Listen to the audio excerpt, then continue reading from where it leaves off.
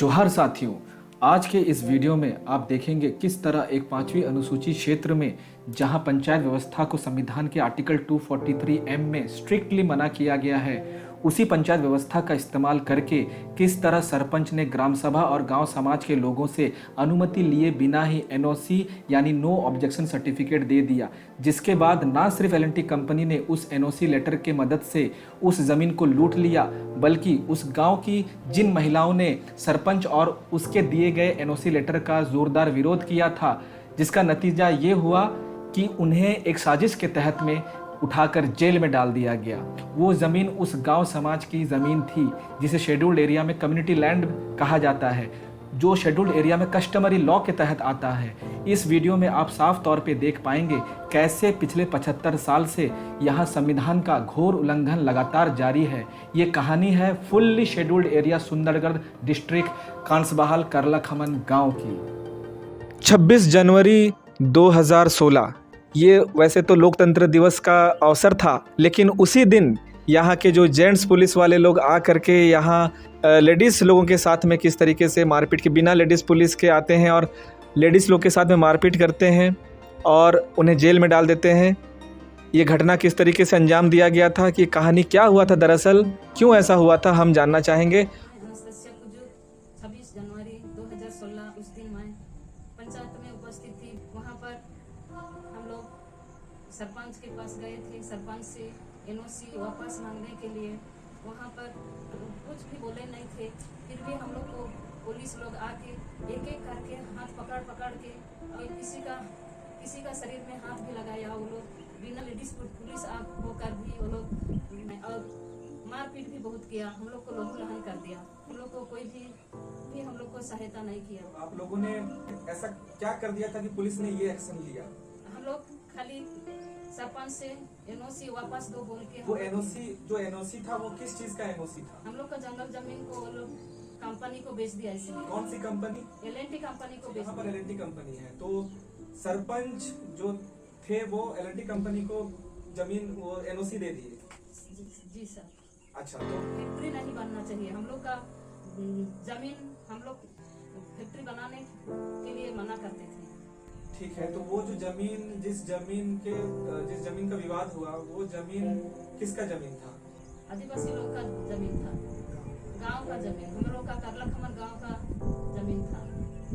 अगर संविधान यहाँ सचमुच लागू है तो ये बहुत बड़ा सवाल खड़ा होता है कि आर्टिकल 243 का उल्लंघन करते हुए, जबकि शेड्यूल्ड एरिया में अनुसूचित क्षेत्र में पंचायत व्यवस्था को मना किया गया था, और इसलिए मना किया गया था क्योंकि अगर ये लागू हुआ तो यहाँ शोषण होगा, अन्याय होगा, अत्याचार होगा, और बावजूद इसके इसको लागू किया जाता है। पिछले 75 साल से धड़ल्ले से ये चलता है, और यहाँ पर हमें ज़मीनी हकीकत में ये देखने को मिलता है कि किस तरीके से पंचायत व्यवस्था का इस्तेमाल करके लोगों की ज़मीनें हड़पने का काम कर रही है। ना सिर्फ सरकार बल्कि यहाँ पर कंपनी सभी संगठित होकर के यहाँ पे उनकी ज़मीनें लूटने का काम यहाँ पे कर रहे हैं। ये हम साफ तौर पे देख सकते हैं। हमारे बीच में क्लारा लकड़ा जी हैं, जो कि क्या हुआ था और किस तरीके से उस दिन का सारे घटनाक्रम हुए थे। क्लारा लकड़ा जी। माँ लोगों के साथ पंचायत में धारमार हो गया, उसके बाद शांत हो गया। पंचायत से सब कोई, पुलिस लोग भी चले गए, हम लोग भी घर लौट गए, और हम लोग एक जगह जमा होकर माँ लोग सोचने लगे और एफआईआर एक ठो बनाया, और एफआईआर को लेकर हम लोग सब कोई माँ मिल के पहले हमारा कंसबहाल फांडी में गए। वहाँ हम लोग का एफआईआर को रिसीव नहीं किया। वहाँ से हम चले गए राजगामपुर थाना, उसमें भी हम लोग को देखते ही गेट बंद कर दिया और हम लोग को घुसने ही नहीं दिया। वहाँ भी हम लोग का रिसीव नहीं हुआ। वो लोग बोले कि जाओ सुंदरगढ़ जाना, वहीं पर दे देना। इतना रात को माँ लोग छोटे छोटे बच्चों को लेकर उतना रात को कहाँ जाएंगे, इसलिए हम लोग घर लौट आए। वो थी 26/1/2016 का बात। फिर 17/2016 किरासिन देने के बहाने पंचायत में बुलाए गए, और माँ लोग हमारा कोई कसूर नहीं है यही सोचकर वो लोग किरासिन छीनने गए। तो सरपंच जी चुन के करके ये लोग बोल के बता दिया, और पुलिस लोग उठा के माँ लोगों को ले गया और सुंदरगढ़ थाना में डाल दिया। उसके बाद हम रह गए, जो पुलिस के हाथ नहीं लगे। पुलिस लोग हम लोग को दिन भर में 4-4 बार हर एक जन का घर ढूंढते थे। बिना चप्पल खुले हुए हम लोग का प्रार्थना घर, रसोई घर, सब जगह घुस कर हमको ढूंढते थे। देखिए, सुंदरगढ़ एक आदिवासी एरिया है और यहाँ ऊपर से नीचे तक आदिवासी नेता सब है, लेकिन कोई हमारा मदद के लिए नहीं आए। रोकर भूखे प्यासे रहे और पुलिस लोग रात को भी हम लोग को दौड़ाते थे और हम कहीं जाकर ज़मीन में गाछ के नीचे सोते थे रात को। ये सब बात बोलकर मुझे बहुत रोना आता है, हमें बहुत दुख लगा। 2 साल का बच्ची सबको पकड़ कर हम इधर उधर दौड़ते थे, लेकिन कोई हमारा मदद के लिए नहीं आया। यदि संविधान है तो किस लिए ऐसा होता है? संविधान को क्यों लागू नहीं कराया जाता है? आज हमारा दिल में इतना दुख है, आज हमारा साथ ये सब हो रहा है, कल आप लोगों के साथ भी होगा। आप लोग भी हमारी तरह रोएंगे। याद रखना भाइयों और बहनों, ज़रूर ये दुख, यदि हम नहीं जगेंगे, ऐसे ही सोते रहेंगे, तो एक दिन ज़रूर आप लोगों के साथ भी ये अन्याय अत्याचार होगा। अन्याय अत्याचार यहाँ पे तसव्वुर जारी है। आते थे रात को, घर में धड़ल्ले से घुस जाते थे। कितना वक्त रहा होगा हम लोग को तो पता नहीं। वो बच्चे लोग घर में रहते हैं, वो बताते हैं। हम लोग तो डर के मारे भागते थे, तो वो लोग बताते थे कि पुलिस लोग आए थे, सब घर घुसे और पूछ रहे थे कहाँ गए बोल के। तो पुलिस वालों ने जब आप लोग को उठाया तो किस जुर्म के लिए उठाया? हम लोग कोई जुल्म नहीं किया है। संविधान के अनुसार ज़मीन जंगल जल हमारा है, तो जिस ज़मीन में फैक्ट्री बनाना चाहते थे वो ज़मीन हमारा है। हमारा बाप आजा पुरखा लोगों ने उस ज़मीन को रखा था, इसलिए हम लोग वहाँ फैक्ट्री बनाना नहीं चाहते थे। लेकिन एल&टी ज़बरदस्ती अपना रुपये के बल से वो हम लोग को हैरान किया और हरा दिया। तो यहाँ पर जिसकी लाठी उसकी भैंस, ऐसा नज़ारा देखने को बार बार मिल रहा है। और ये सारे जो खबर हैं वो लोगों तक नहीं पहुंच पाती हैं, क्योंकि मेन स्ट्रीम मीडिया इसको दिखाता नहीं है। तो सोशल मीडिया ही बहुजन मीडिया है। सोशल मीडिया ही वो ताकत है जिसके दम पे हम सब लोग जागरूक हो सकते हैं। और आज करलाखमन गांव के एक बहुत ही अच्छे सज्जन व्यक्ति जो कि हमारे बीच मौजूद हैं, दाऊद मींज जी। तो हम दाऊद मींज जी से भी उस दिन के इस घटना के बारे में कुछ प्रकाश। हमारे करलाखमन गांव में जिस घटना को अंजाम दिया गया ये अति निंदनीय है।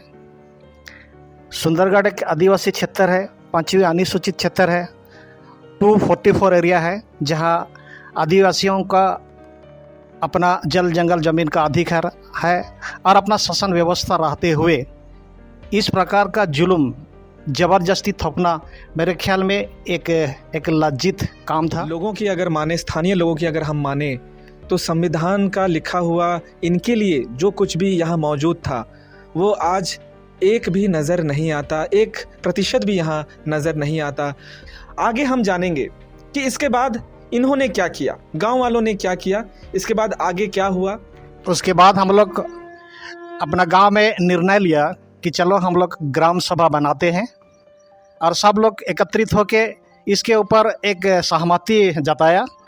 तो इसके तहत में हम लोग को ग्राम सभा के लिए आवेदन किए और आवेदन हम लोग दिए और राष्ट्रपति तक हम लोग का लेटर गया और वहाँ से भुवनेश्वर आया और भुवनेश्वर से कलेक्टर ऑफिस आया। कलेक्टर ऑफिस से हम लोग को 1/12/2016 को हम लोग को ग्राम सभा का मान्यता मिला। और संवैधानिक तौर से हम लोग अपना जगह जल जंगल ज़मीन को बचा रहे हैं।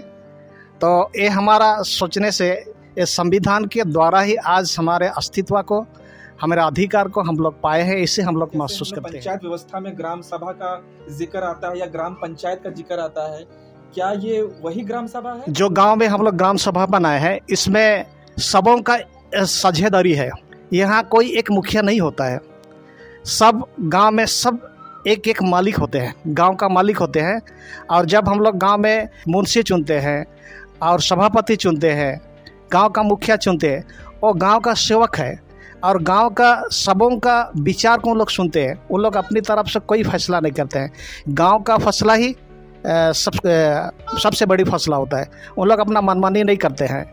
तो इधर अकेले का यहाँ नहीं चलता है, मनमानी नहीं चलता है। गांव का सबों का यहाँ बात विमर्श होता है, बातचीत होता है, फिर एक सही निर्णय के बाद ही ग्राम सभा में फैसला लिया जाता है। हम लोग पेशा एक्ट 1996 के तहत हम लोग पेशा ग्राम सभा का मान्यता पाया।